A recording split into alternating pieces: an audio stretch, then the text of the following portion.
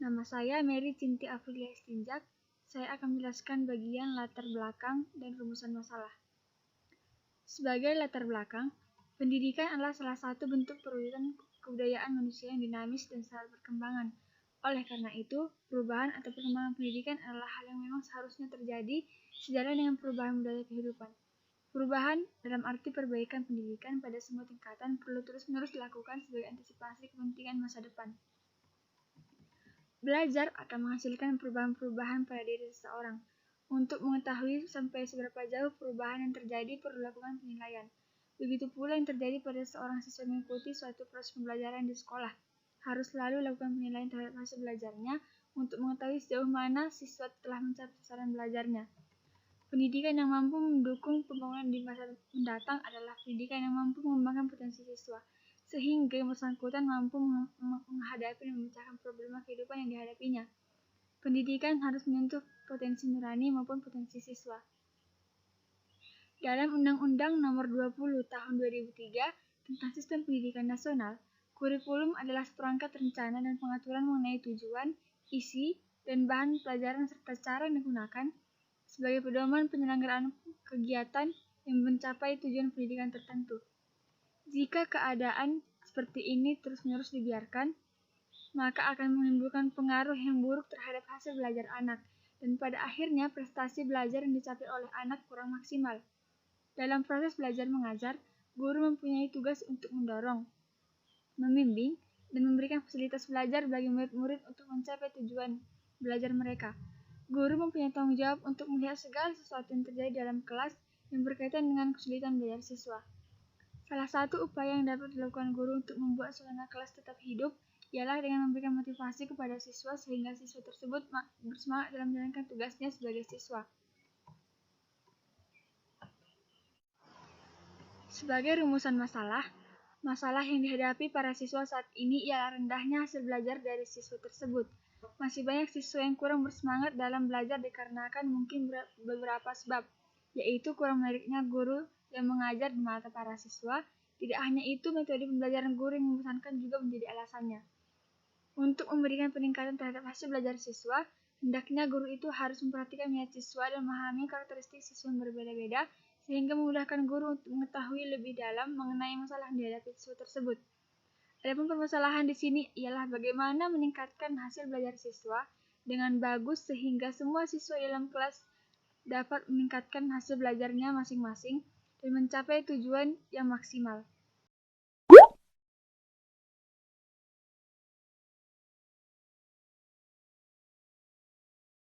Saya akan menjelaskan tentang hakikat belajar.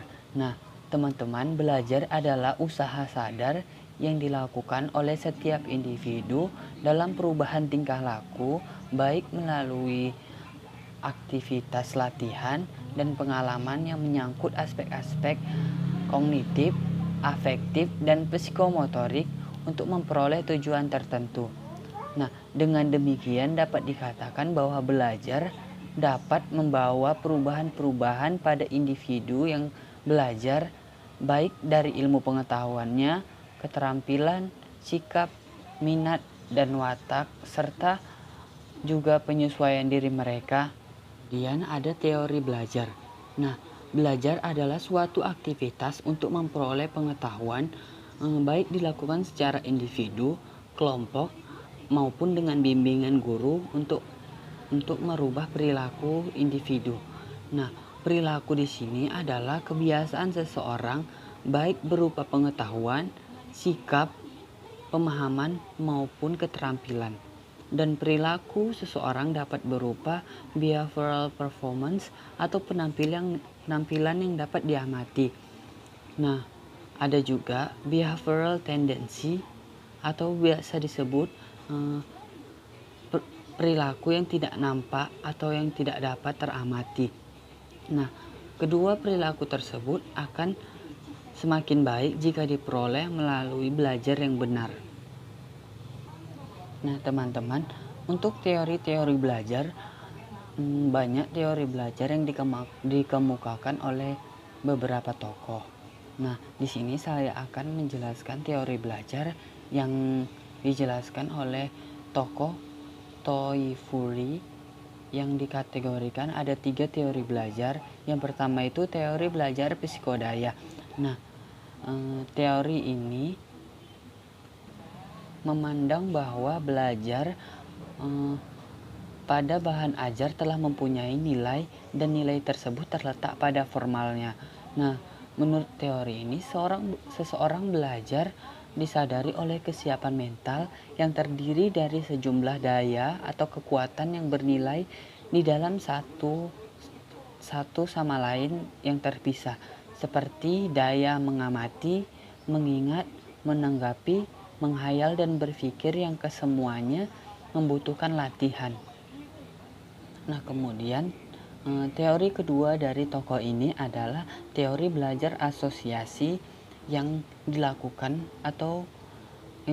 eksperimen oleh Herman dan Skinner dengan eksperimennya yang menyatakan bahwa manusia mempunyai kemampuan meningkatkan dengan asosiasi verbal. Nah, kemampuan verbal berupa ungkapan kata-kata atau tindakan yang dapat menghubungkan antara stimulus satu dengan lainnya sehingga menjadi respon yang signifikan. Nah, yang ketiga teori belajar Gestalt. Yang kedua tadi, jika teori belajar asosiasi menekankan pada perilaku, maka teori ini berorientasi pada pentingnya kognisi yang diperoleh dari fungsi kecerdasan intelektual seseorang dalam memahami sesuatu. Nah, di samping menekankan pada pemahaman, ada juga yang menekankan pada pengingatan. Keduanya menjadi bagian dari teori Gestalt yang sebagai wujud pembelajaran dalam menanggapi fenomena lingkungannya.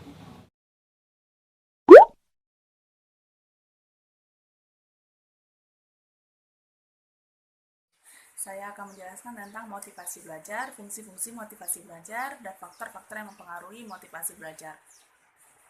Dalam proses pembelajaran, motivasi merupakan salah satu aspek dinamis yang sangat penting.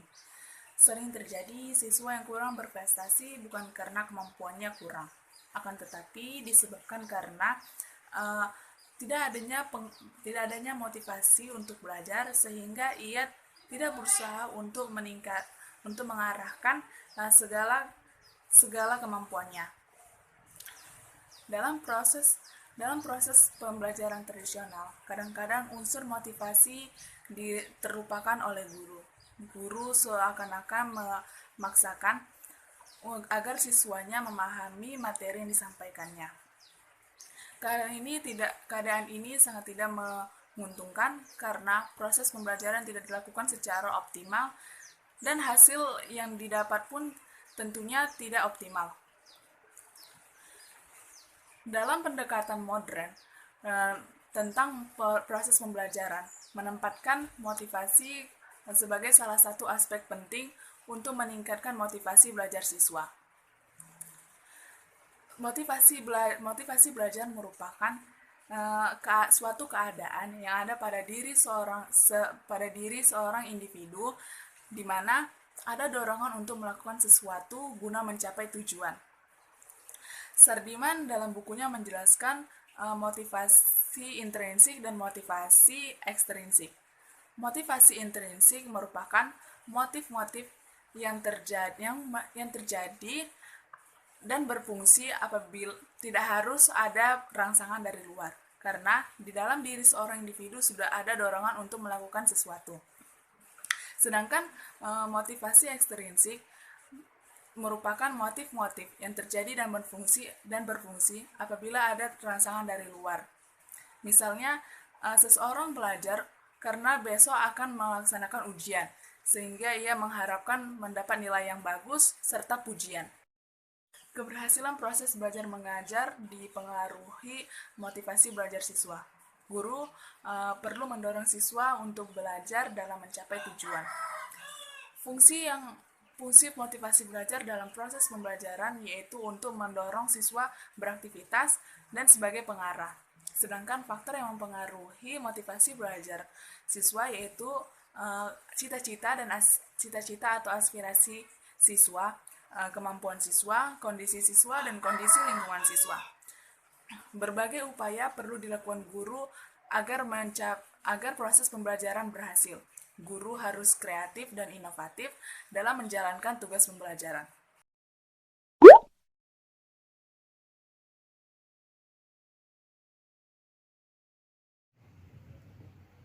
Perkenalkan, nama saya Dian Ranul Syotang.